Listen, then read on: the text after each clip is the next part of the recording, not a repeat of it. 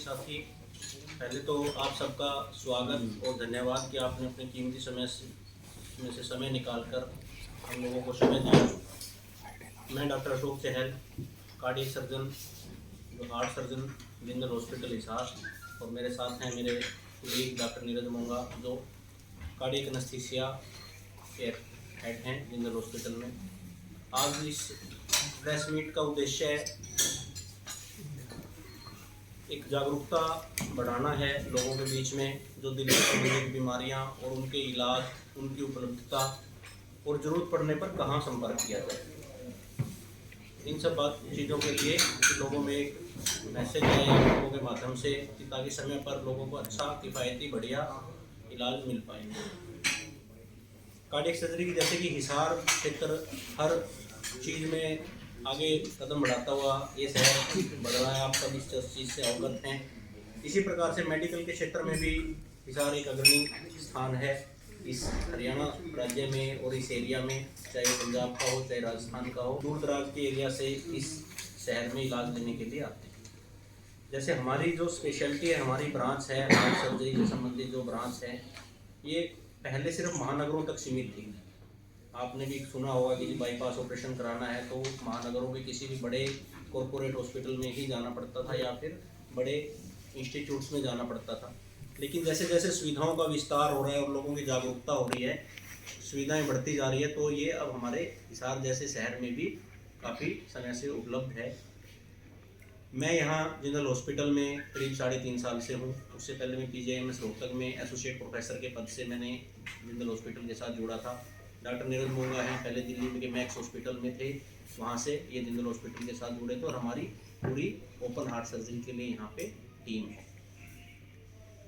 अभी पिछले 3 साल में यहाँ पे करीब 1000 सफल ओपन हार्ट सर्जरी का जो अचीवमेंट है वो किया है।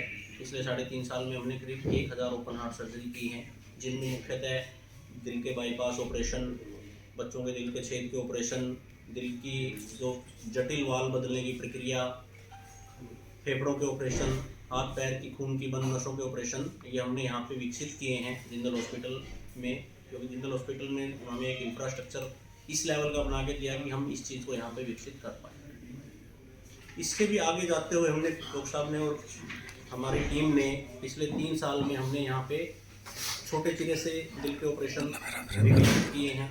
करीब 30 से 40 के करीब हमने छोटे चिरे के द्वारा दिल के वाल्व बदलने के ऑपरेशन, दिल के छेद के ऑपरेशन और बाईपास ऑपरेशन की सुविधा को विकसित किया है नई तकनीक के साथ।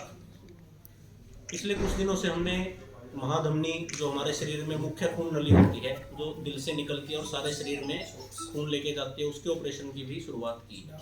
करीब इस कड़ी में हमने 8 से 10 ऑपरेशन किए हैं। इससे पहले इसके लिए सिर्फ बड़े महानगरों के हॉस्पिटल जैसे मेदांता है, वहीं लोगों को जाना पड़ता था और काफ़ी महंगा था।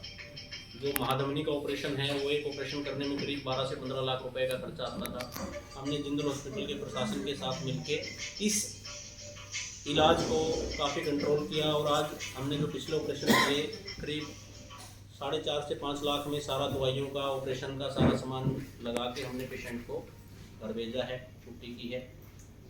दूसरा, कुछ इमरजेंसी स्थिति में पिछले दिनों जैसे एओर्टिक महाधमनी फट जाती है, एओर्टिक डायसेक्शन एक बीमारी होती है, लोगों को काफ़ी नॉलेज नहीं होता है इस चीज़ का, इवन डॉक्टर्स को भी नहीं पता लगता। जब तक पता लगता है तब तक देर हो चुकी होती है। मरीज़ हमारे पास पहुंचता है ऐसी स्थिति में कि हम कुछ भी करने के लायक नहीं रहते, शरीर के अंग फेल हो चुके होते हैं, उस स्थिति में ऑपरेशन को करिए नहीं लिया जा सकता। ऐसे बहुत ही कम मरीज़ होते हैं जो हॉस्पिटल में ठीक समय पे पहुंच पाते हैं।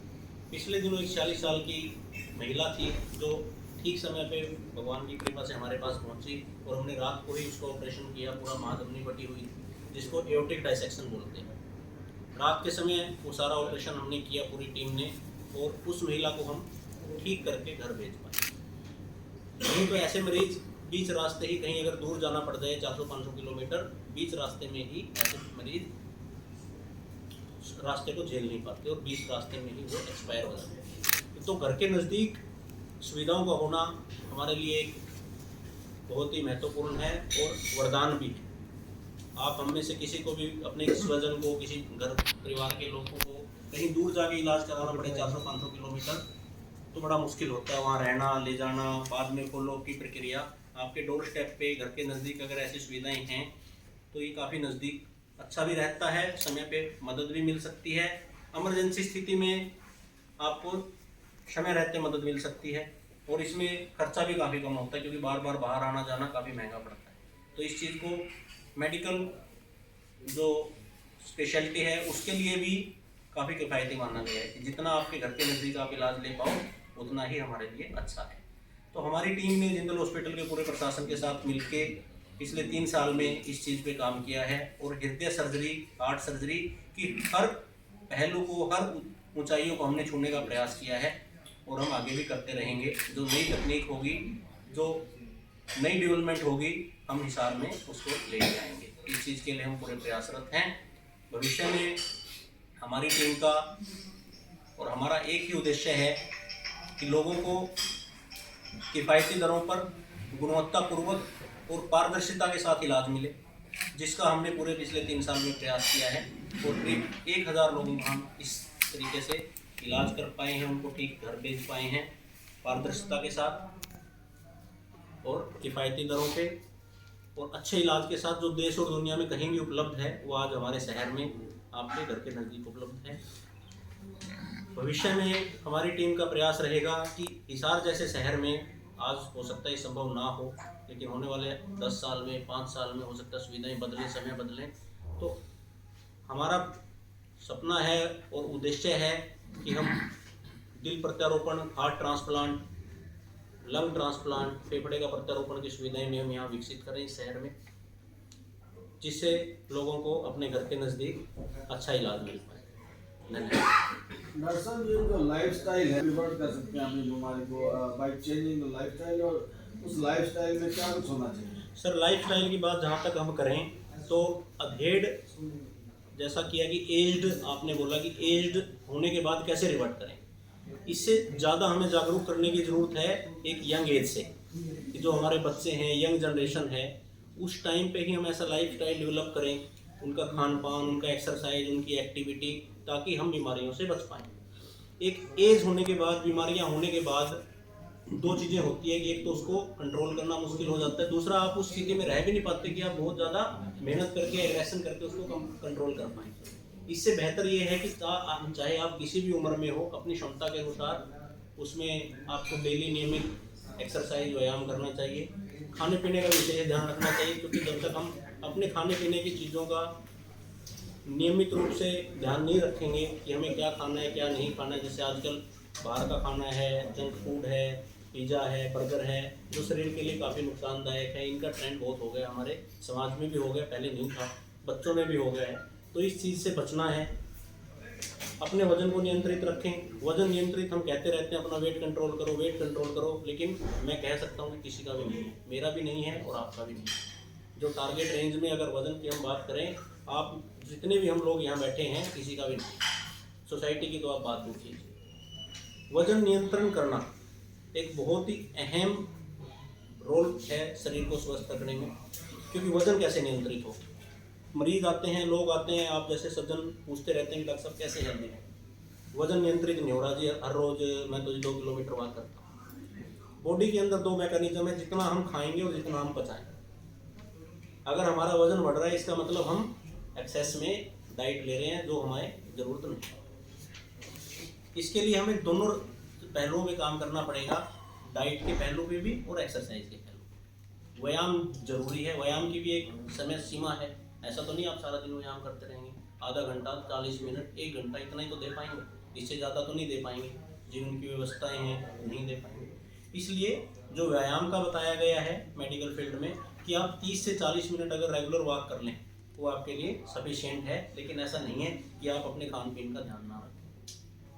स्मोकिंग है, अल्कोहल है, इन चीज़ों पे अगर हम डेली बेसिस पे इन्वॉल्व हो रहे हैं, जंक फूड बहुत ज़्यादा खा रहे हैं, फैटी फूड ज़्यादा खा रहे हैं, या ज़रूरत से ज़्यादा खा रहे हैं, तो वज़न बढ़ेगा।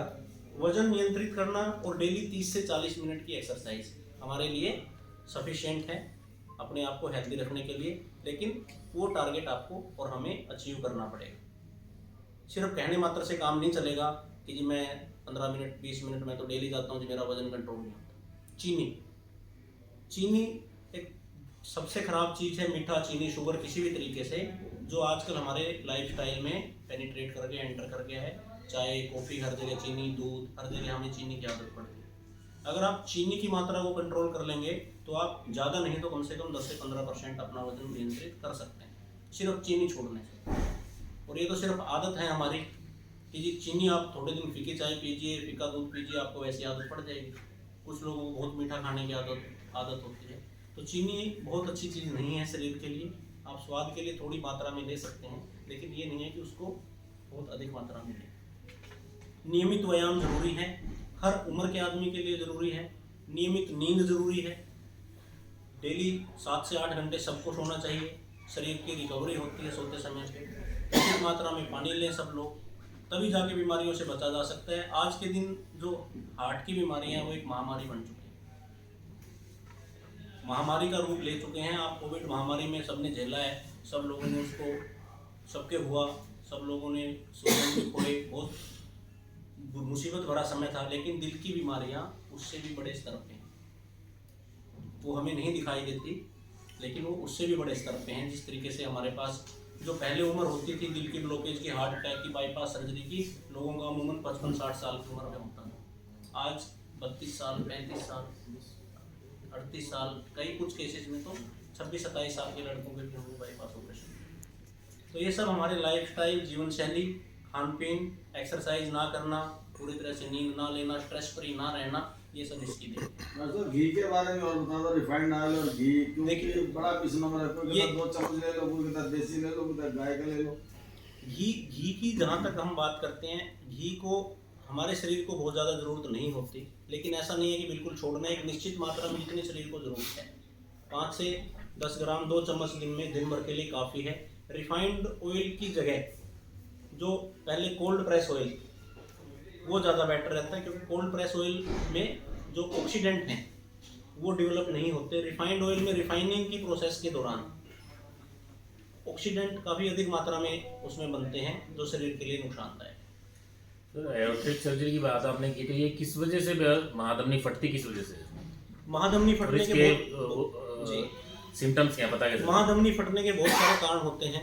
जैसे किसी पे में इंसान में अगर ब्लड प्रेशर बहुत अधिक मात्रा में रहता है, पिछले कुछ सालों से बहुत ज़्यादा मात्रा में हो, उन लोगों में महाधमनी पड़ जाती है। कुछ हमारे बॉडी के जो कनेक्टिव टिश्यू मतलब जो ये टिश्यू बोलते हैं, वो डिसऑर्डर होते हैं, जिसमें वो कमज़ोर होते हैं कनेक्टिव टिश्यू, वो एक जेनेटिक डिफेक्ट होता है, वो उस समय उसके कारण भी फट जाती है। तो इसके बहुत सारे कारण हैं। कुछ लोगों में जो महाधमनी का साइज धीरे धीरे बढ़ जाए, एक स्टेज में आने के बाद वो फट जाता है। दिल के रोगों में इस बीमारी की कितनी परसेंटेज होती है? मतलब जो दिल के टोटल मरीज हैं उसमें एओर्टिक डायसेक्शन फटने की जो परसेंटेज है, 3 से 4% ही पाया जाता है। दिल की बीमारियों को अगर हम टोटल माने तो 3 से 4% ही माना जाता है। काफ़ी रेयर बीमारी है, लेकिन जानलेवा है। अगर समय पे इलाज मिल जाए तो हम करीब 60-70% लोगों को बचा सकते हैं। सिम्टम्स क्या? सिम्टम इसमें हमें अचानक से छाती में, सीने में दर्द होना, और एक टिपिकल दर्द होता है जिसमें कोई भी इंसान ये बताएगा कि जैसे कुछ चीर दिया हो। दर्द पीछे की तरफ जाता है, कमर की तरफ, क्योंकि जो हमारी महाधमनी है वो शरीर में आगे से पीछे की तरफ चली जाती है। जो हमारी रीढ़ की हड्डी है उसके साथ में महाधमनी चलती है। जब वो फटती है तो दर्द आगे सीने से होता है वो पीछे की तरफ चला जाता है। तो जो इस बीमारी का मरीज है वो हमें बताएगा कि ऐसा दर्द मेरे जीवन में पहले कभी नहीं हुआ, और एकदम चीरने जैसा उसको फीलिंग आती है, जैसे शरीर में किसी ने कुछ चीर दिया। ये दोनों अपनी स्कैपुला के बीच में पेन जाता है, छाती में दर्द शुरू होता है जो कि पीछे की तरफ जाता है, रीढ़ की हड्डी के पास, दोनों स्कैपुला के बीच में। टिपिकल पेशेंट है ये बताता है, बट ये इतना रेयर होता है कि अगर जैसे जनरल प्रैक्टिस के पास मरीज चला जाता है तो हमारे तक स्पेशलिस्ट तक आने तक ही बहुत लेट हो जाता है, क्योंकि इसमें समय ही नहीं मिलता है। जो पेशेंट हमने अभी किया, जो डॉक्टर साहब बता रहे थे कि रात को हमने किया, वो हमारे पास 7:30 को शाम में जिंदल हॉस्पिटल में दाखिल हुआ। वो डॉक्टर खुराना हमारे फिजिशियन हैं, उन्होंने जब उनको डाउट लगा वो खुद पेशेंट के स्ट्रेचर के साथ हमारे आईसीयू में आए। हम उस टाइम में ऑपरेशन करके निकले थे, तुरंत ही उन्होंने कि मुझे ये शक पड़ रहा है। हमने उसी टाइम में सीटी स्कैन करवाया, उसका शक यकीन में बदला गया। 9 बजे तो हमने पेशेंट को ऑपरेशन थिएटर में ले लिया था। तो ये काफ़ी हाई डिग्री ऑफ सस्पिशन चाहिए कि इस बीमारी को पकड़ने के लिए टाइमली सब कुछ हो पाता है, तभी हम मरीज को बचा पाते हैं इसमें। नहीं तो एक बार वो फटती है तो सारे ऑर्गन, जब ब्लड सप्लाई रुक जाती है, ऑर्गन फेल होने लग जाते हैं, तब करने का कुछ नहीं, हम कुछ नहीं कर पाते उसमें। ऑपरेशन करने के बाद भी नुकसान हो चुका होता है। परिवार के स्तर पे और इवन मेडिकल फ्रेटर्निटी के स्तर पे अगर जागरूकता हो तो इस चीज़ को जल्दी पहचाना जा सकता है। कई बार पेशेंट घर पे होता है कि जी पेन हुआ, कोई पेन किलर ले ली, 4-5 घंटे जो हमारे गोल्डन आवर्स होते हैं जिसमें अगर पेशेंट हमारे पास पहुंच जाए और हम कुछ एक्शन लेके काम कर पाएँ, वो कई बार निकल जाते हैं।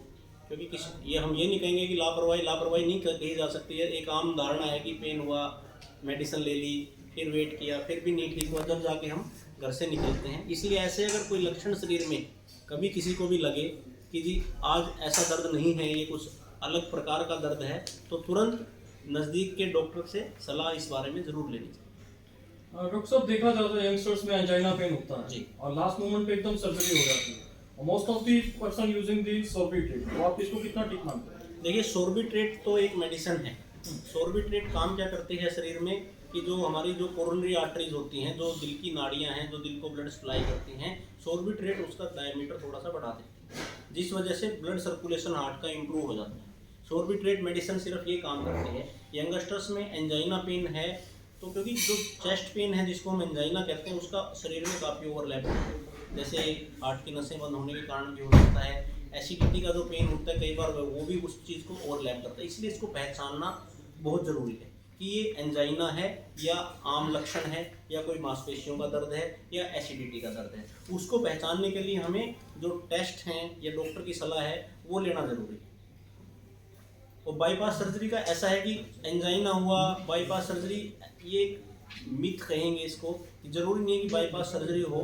उसमें तो पहले स्टेजेज होती है कि जैसे किस मरीज़ में इलाज मेडिसिन से होगा या किस में किसी चीज़ की ज़रूरत नहीं है, किस मरीज़ में स्टेंटिंग होगी, किस में बाईपास सर्जरी होगी, ये सब हमें एंजियोग्राफी के बाद मालूम पड़ता है, जो डिपेंड करता है कि नसों की कंडीशन कैसी है, ब्लॉकेज कितनी है। अमूमन अगर हम मोटी भाषा में कहें, जो कम ब्लॉकेज होती हैं या कोई इमरजेंसी स्थिति है तो उस स्थिति में स्टेंटिंग से काम चल जाता है। जिन लोगों में नसें 2 या 3 से ज़्यादा नसें बंद हो या मेन नस बंद हो, है ना, या नसों में चूना आ गया हो या जगह जगह नसें कई जगह पे बंद हो, उन मरीजों में बाईपास सर्जरी एडवाइस की जाती है और उसके ही रिजल्ट ज़्यादा सुपेरियर है। इसके अलावा जो शुगर के मरीज हैं, शुगर के मरीजों में अगर 2 या उससे ज़्यादा नसें बंद हो या हार्ट का फंक्शन कम हो गया हो, तो इंटरनेशनल जो गाइडलाइन है, विश्व स्तरीय जो गाइडलाइन पूरी मेडिकल फ्रेटर्निटी बनाती है, तो इन मरीजों में बाईपास सर्जरी ज़्यादा लाभदायक रहती है। सिर्फ ऑपरेशन से ना डरें कि जो ऑपरेशन हो जाएगा, ऐसा नहीं है। आज की जो तकनीक और आज के एक्सपर्टीज के अनुसार